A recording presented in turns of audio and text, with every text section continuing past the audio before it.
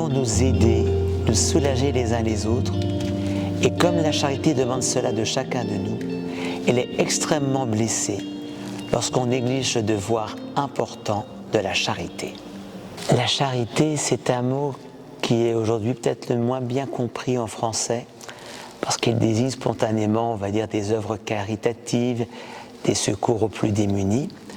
Or, la charité, c'est d'abord ce qu'est Dieu en profondeur, c'est-à-dire un amour qui a le désir constant, permanent, de se diffuser gratuitement, librement et totalement.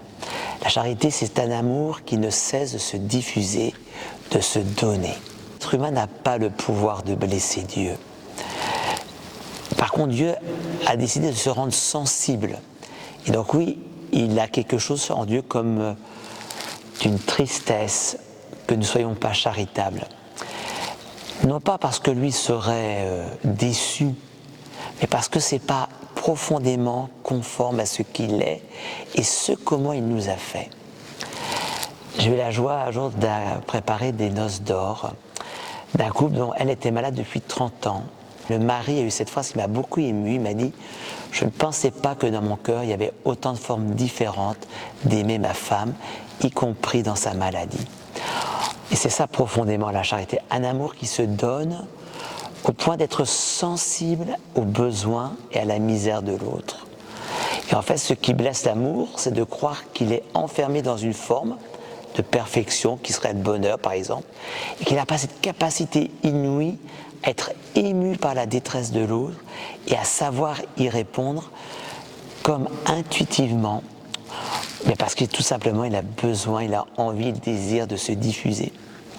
Quand on parle de compassion et de miséricorde, c'est ça qu'on veut dire. La compassion, c'est à l'amour qui compatit de la misère de l'autre, et la miséricorde, c'est le cœur qui est sensible à l'autre. Ce n'est pas un devoir au sens d'une obligation extérieure à nous-mêmes, mais c'est un devoir au sens de quelque chose qui m'anime de l'intérieur, qui fait dire « je ne peux pas ne pas aider l'autre dans sa difficulté ».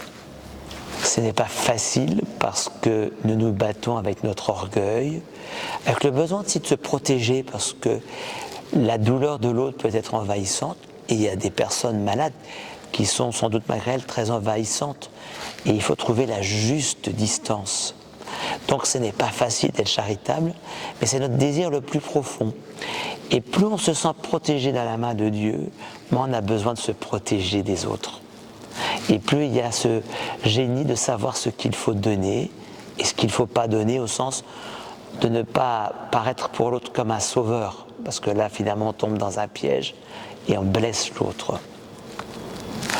C'est donc un équilibre subtil, allez-vous me dire, c'est vrai, mais en fait Dieu nous a tellement bien programmés qu'en fait avec le temps ça se fait d'une manière simple, intuitive et naturelle. Le carême, avant d'être des exercices à faire, c'est une contemplation à vivre. Tant que je n'ai pas vu comment Dieu fait, je ne peux pas vivre à son image et à sa ressemblance. Et tout le cœur du carême, c'est de regarder le geste de Dieu et de chercher à l'imiter, pas par obligation, mais par désir de faire avec et comme mon Dieu. Le carême, c'est peut-être en faire moins, pour en faire mieux, parce que je le fais avec et comme Dieu.